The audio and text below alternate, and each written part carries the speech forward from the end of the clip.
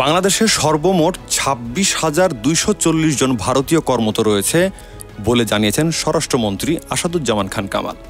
তারা বাংলাদেশের বিভিন্ন সরকারি প্রকল্প, ব্যবসা প্রতিষ্ঠান, শিক্ষা প্রতিষ্ঠান ও এনজিওতে কাজ করেছেন।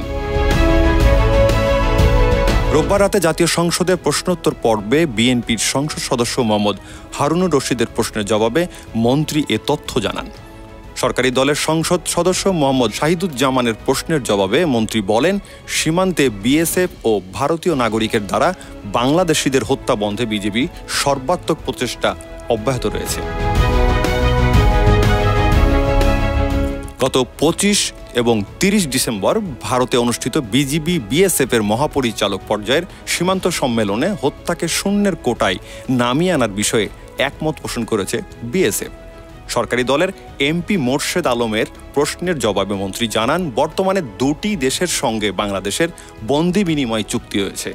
দেশ দুটি হচ্ছে ভারত ও সংযুক্ত আরব আমিরাত। Hasnat Mustafa, news 21 news desk.